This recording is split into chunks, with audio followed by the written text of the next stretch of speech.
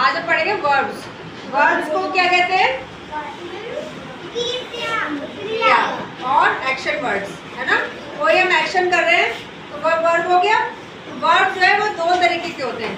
एक तो हम लोग पढ़ चुके हैं मेन वर्ब। तो वर्ब कितने तरीके के होते हैं? दो तरीके के होते हैं।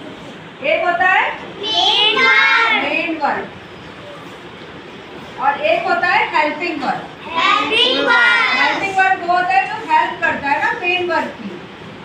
मेन वर्ब से क्या होता है? मेन वर्ब जैसे राइट और प्ले, तो ये कोई एक्शन बता रहा है। एक्शन बता रहा है कि हम क्या कर रहे हैं, हम लिख रहे हैं, हम खेल रहे हैं। तो ये क्या हो गया? मेन वर्ब हो गया। ठीक है। अब हेल्पिंग वर्ब कौन कौन से होते हैं? जो ये बताते हैं कि ये एक्शन जो हो रहा है वो किस समय हो रहा है, अभी हो रहा है कि हो चुका है कि होगा। तो ये वाले कौन से वर्ब होते हैं? Helping verb. तो हेल्पिंग वर्ब की वजह से हमें पता चलता है एक्शन कब कब हो रहा है। तो हेल्पिंग वर्ब देख लेते हैं कौन कौन से होते हैं। एम, इज, आर, ये हो गए helping verb. Be, do, does, ये जहाँ पर भी आएंगे इनको कहेंगे हेल्पिंग वर्ब। पर ये अकेले नहीं आते, ये अकेले का कोई काम नहीं है, ये इनका मेन वर्ब का साथ देते हैं। जैसे एग्जांपल एक लेते हैं हम, जैसे अगर मैंने बोला ही राइट्स अ लेटर, इसका मतलब हुआ कि वो एक खत लिखता है। ठीक है, ये मतलब हुआ।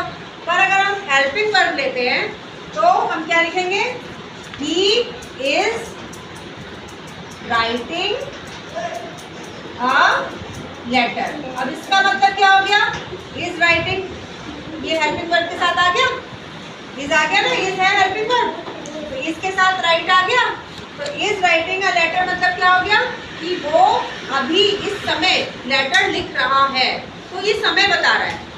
ये वाले वर्ड क्या बता रहे हैं? समय बताते हैं कि क्या वो इंसान जो है वो काम कर रहा है वो इस समय कर रहा है या कर चुका है या बाद में करेगा। तो ये वाले हेल्पिंग वर्ब्स क्या बताते हैं? टाइम ऑफ एक्शन बताते हैं कि किस समय काम हुआ। और ये मेन वर्ड क्या होता है? ये केवल एक्शन बताता है कि हाँ लेटर लिखा। अब लिखा कब लिखा ये नहीं पता है, आज लिखा, कल लिखा, परसों लिखा, ये नहीं पता है। पर जब इसके साथ ये आता है तो ये बताता है कि हमने किस टाइम पे वो काम किया है। समझ में आ गया? हेल्पिंग वर्ब अकेले नहीं आते, किसके साथ आते हैं? मेन वर्ब के साथ आते हैं। कभी अकेले इसका कोई मतलब नहीं है, पर ये इसके साथ आता है। ये तो अकेला आ सकता है, पर ये हेल्पिंग वर्ब जो है वो हमेशा मेन वर्ब के साथ आता है। हमने देखा कि समय के लिए यूज़ करते हैं ना, कि किस समय हुआ। तो तीन तुमने टेंस पढ़े हुए हैं। प्रेजेंट टेंस जो इस समय हो रहा है, पास्ट टेंस जो बीत गया है, और फ्यूचर टेंस जो आगे होने वाला है।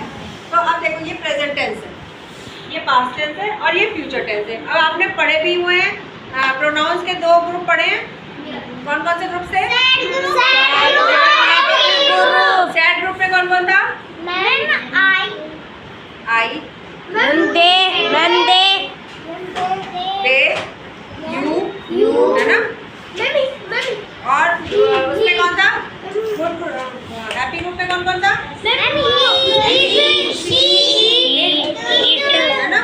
तो अब यहाँ पे देखो आई, यू, ई, इट, वी, ये वी भी क्या है? सैड ग्रुप का है। ये सैड ग्रुप है, ये सैड ग्रुप है और ये सैड ग्रुप है ना। और ये तीनों क्या है? ये दोनों क्या है? Happy group. तो हम ये जो हेल्पिंग वर्ब है, देख लो, हेल्पिंग वर्ब अगर प्रेजेंट टेंस में यूज कर रहे हैं, प्रेजेंट मतलब इस समय जो काम हो रहा है, तो आई के साथ हमेशा क्या आएगा? एम आएगा। यू के साथ क्या आएगा? आर आएगा। ई के साथ इज आएगा। इट के साथ इज आएगा। वी के साथ आर आएगा। यू जो है, यू प्लूरल के लिए यूज करते हैं, तो आर मतलब बहुत सारे लोग होंगे तो यू आर करके यूज करेंगे। ई जो है सिंगुलर के लिए यूज करते हैं, एक पर्सन के लिए, तो इसके साथ क्या आएगा? इज हमेशा। ई के साथ क्या आएगा? इज। ई आर नहीं कहेंगे, यू इज नहीं कहेंगे। आई के साथ हमेशा एम ही आएगा हेल्पिंग वर्ब।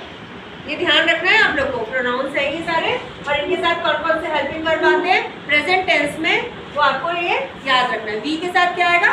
आर आएगा। ऐसे आगे पास्ट टेंस।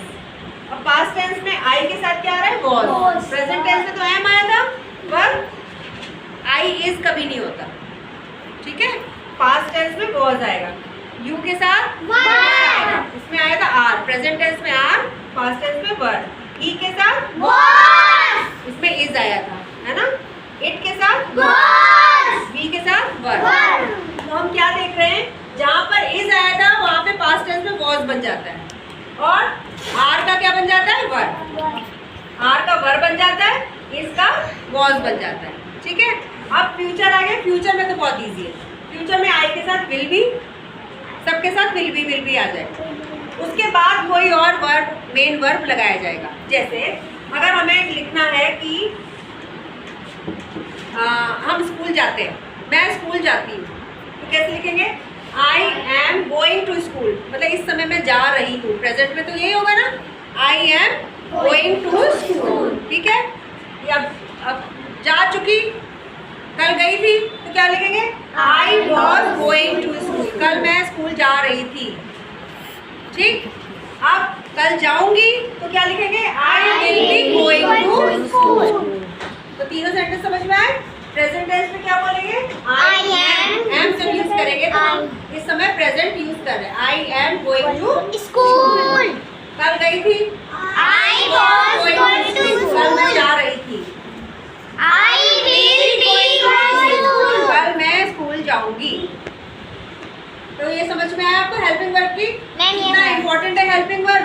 तो हेल्पिंग वर्ब हमें बता देता है कि हमारा एक्शन किस समय हो रहा है, अभी हो रहा है, कल हुआ था या कल होगा। तो ये हमें याद जरूर रखना है कि किस किस के साथ, कौन से प्रोनाउन के साथ कौन सा हेल्पिंग वर्ब यूज करना है, प्रेजेंट टेंस में, पास्ट टेंस में और फ्यूचर टेंस में, ठीक है।